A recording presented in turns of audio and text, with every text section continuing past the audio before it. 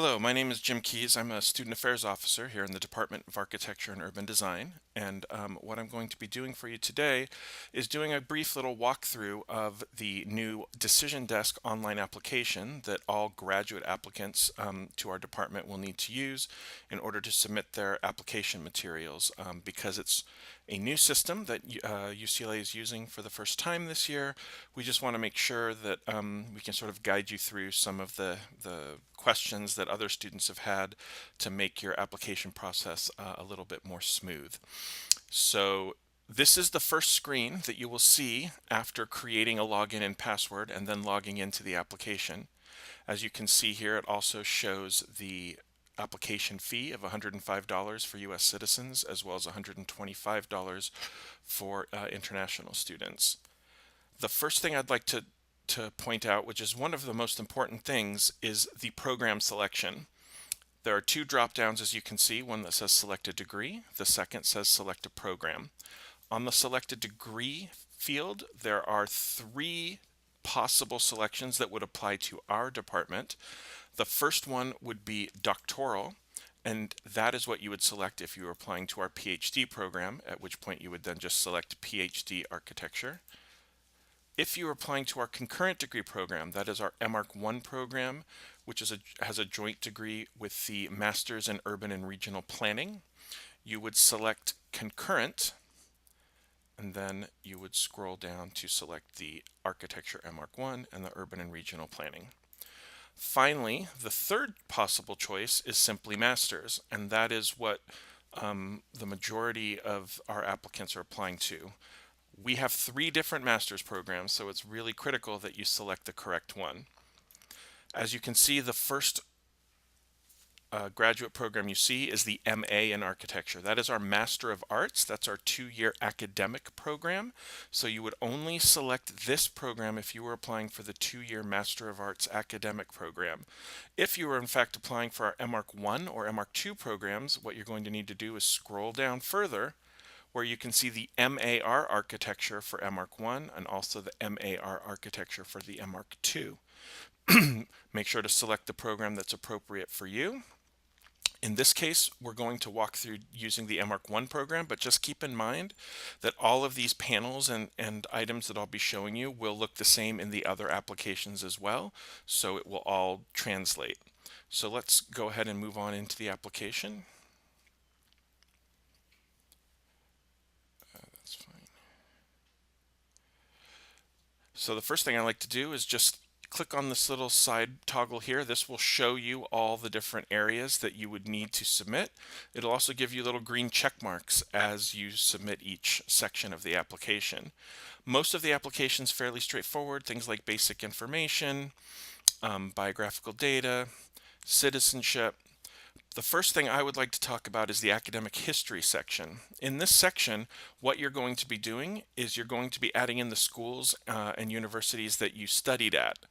And the first reason I want to show you this is let's try to add a school. So as you can see, we'll select college, we'll make it in the US, we'll choose one in California, we'll now search. We'll just go ahead and pick something like, say, the Art Institute, just to have it towards the top. Now that we've done that, you can see they've got more drop-down menus. Are you currently a student? When did you start and end? The thing I would like to show you is the degree type. As you can see, there are different types: associates, bachelor's, master's, PhD. The one thing that is confusing to some of our students is it says bachelor's 4-year degree. Now, as many of you know, if you were applying for, say, our MArch-2 program, you will actually have a 5-year degree in architecture, but that is not an option. That's fine. Simply select the bachelor's 4-year degree. We're more concerned with the degree you received, in this case a bachelor's degree, than we are concerned about the length of time it took you to get that degree. In addition to this, you are not required to submit transcripts from community colleges. The graduate division does not require that. But if you wish to do so, the place to do that would be here in the supporting documents section. That is where they have identified to upload transcripts for junior colleges. You may wish to do that if you took architectural coursework there, or if you have taken post-baccalaureate work, which you feel you've done well in, and you would like the application review committee to see that work, then just include that in the supporting documents section, and that work will be seen by the admissions review committee. Since we're in the supporting documents section, let's talk a little bit more about other things that specifically are uploaded in that section. Things like a CV or a resume doesn't have a specific box anywhere in the application. So if you would like to upload one, which is not required, but if you would choose to upload one, this would be the place to do it. We also ask that students submit scanned copies if you have received your official GRE, TOEFL, or IELTS results. If you've taken any of those exams and you have the official results, we ask that you scan an unofficial copy of those results and upload them here, again, in the supporting documents section. On the topic of test scores, we have had questions regarding people who may have taken the GRE or the TOEFL or the IELTS, but they have not yet received their results and are asking if they can still submit their application. The answer is yes.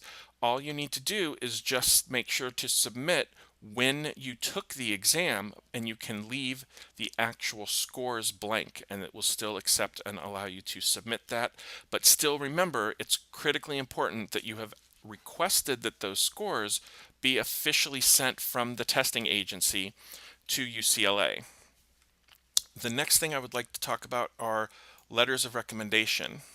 The letters of recommendation, we highly recommend that you fill out this portion of your application right away, because you can request, once you've filled out this portion of the application, you can request your recommenders to submit your letters of recommendation. The system will prompt them to submit those letters before you've even finished submitting the application.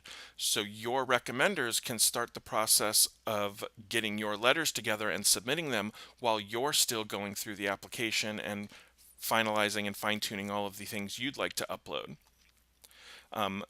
Once you have submitted the application, the Decision Desk application does give you the ability to look to see if your recommenders have in fact submitted, and will also allow you to submit reminders to them to submit their letters if they have not yet done so.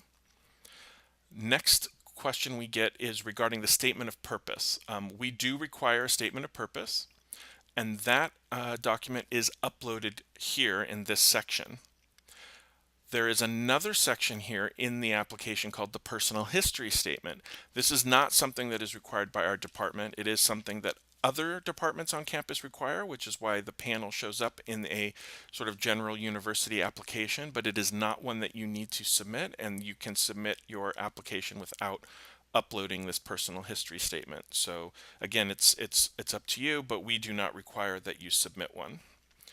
Finally, the last piece of information we would like to talk about is the architecture panel here at the bottom.